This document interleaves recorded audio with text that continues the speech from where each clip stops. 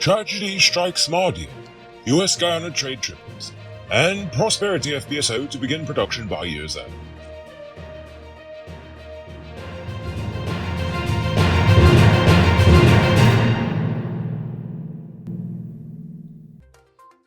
I'm Noriko Pulford, and this is Uncut News. News, you know what's happening? Send us a tip on WhatsApp at 592-659-615. A tragic fire at the Mardia Secondary School dormitory has claimed the lives of 19 children and left several others severely injured with burns and other injuries. The fire started just after 11 p.m. last night, while most of the children were asleep. The cause of the fire is still unknown, and fire investigators from Georgetown have flown in to assist the local fire service. The Mardia Secondary School houses a large number of students from outlying indigenous communities, and many of them lived in the school dorm. The president promised support for the families affected and outlined several measures that will be put in place, including counseling services for the affected families and the community in general. He has also declared the next 3 days as a period of mourning and called for flags to be flown at half-staff.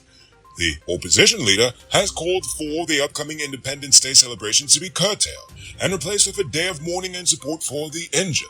This is a solemn time for the nation, and the loss of young lives is tragic and painful. So Norton expressed his sympathy to the families of the children who lost their lives, even as he thanked the members of the joint services, the pilots, and the medical and fire service personnel who saved the lives of those who were injured.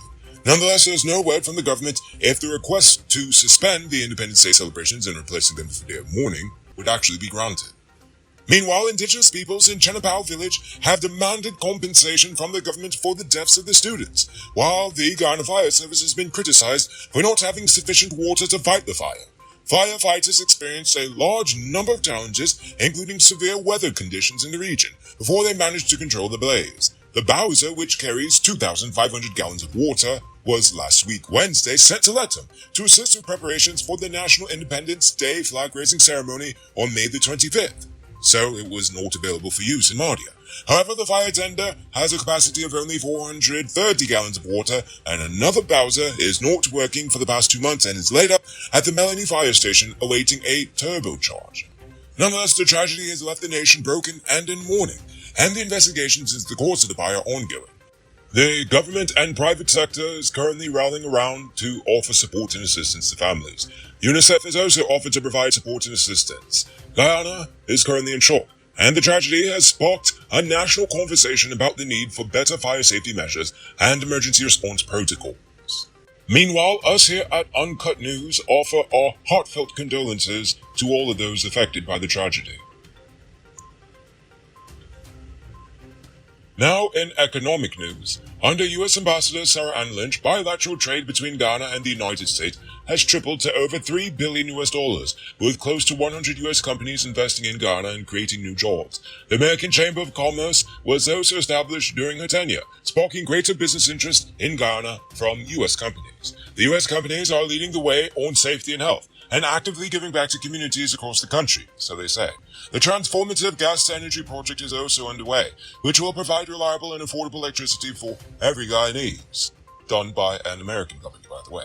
Ambassador Lynch worked tirelessly to ensure that the U.S. private sector is participating in the developments unfolding in Ghana and the region, and ensuring that they get every single dollar they are seeking in the process. Just like any good foot soldier of imperialism.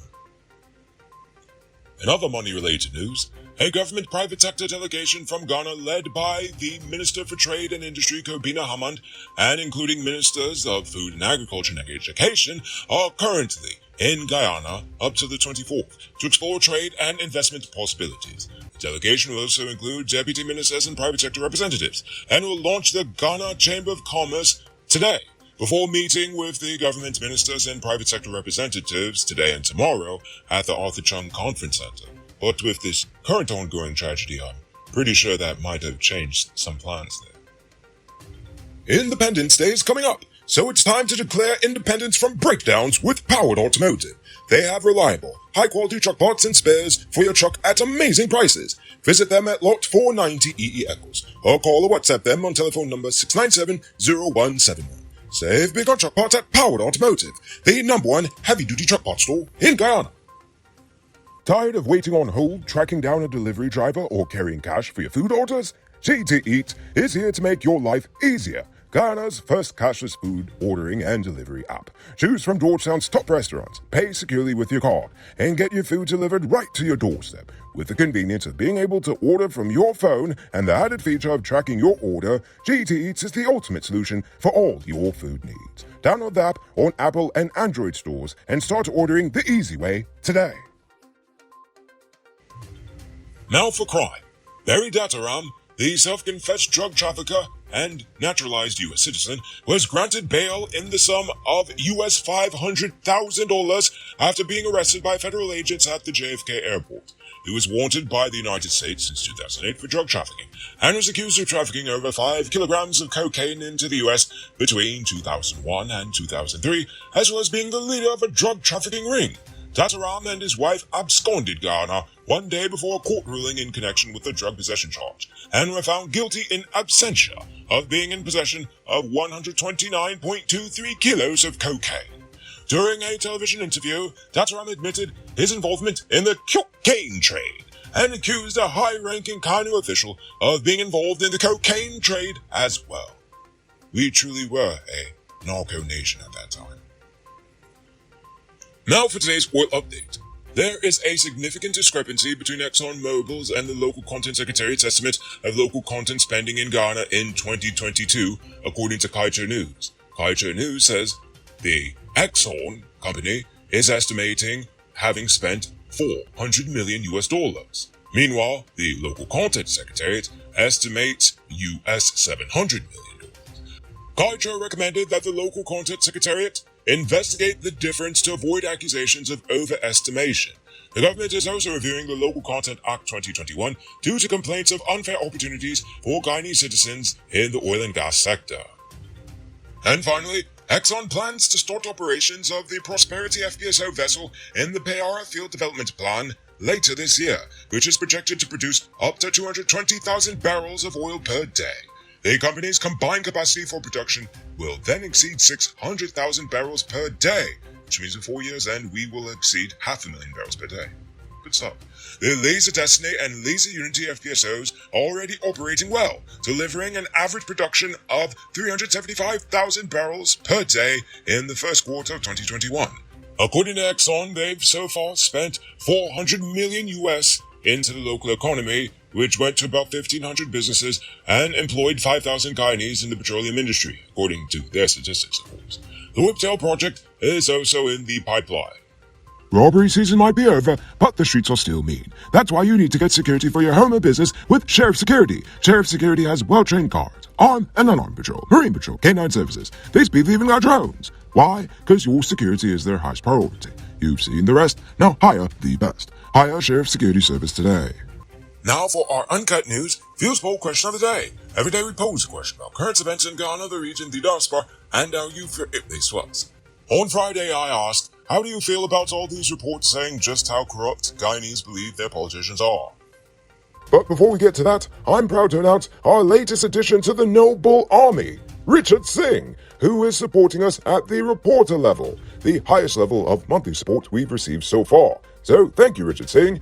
And also, a special thank you to David Griffith, Dion Nascimento, Project Zero, and Dimitri V. I appreciate you all. And if you're watching at home and you'd like to support our movement, just hit the link in the video description. Daffy Samaru says Guyanese politicians are corrupt, some directly and some by proxy. Here's why I say that. They all receive gifts from friends. I'm not saying that it is wrong to receive, but most of the people who can afford a gift to a politician that will satisfy him or her, their wealth is questionable. This is Ghana, beautiful Ghana. Indeed. While there's nothing wrong with giving gifts to people, we all know that these gifts are given with the goal of actually getting something in return, which is of course unfair and corrupt. Carl Smith says the people have spoken. Corruption is the lifeblood of all systems in Ghana, but the worst is the judiciary. Their motto is, you got money, you got justice. Indeed, it's a shame. Mr. Joseph says, all of them are the same, regardless of who you vote for. The only way to change that is to get rid of the two biggest parties. The politicians are there for so long that they forget they're working for the people and not themselves. Indeed, I agree. This is why we've endorsed the movement for unity and democracy. Just saying.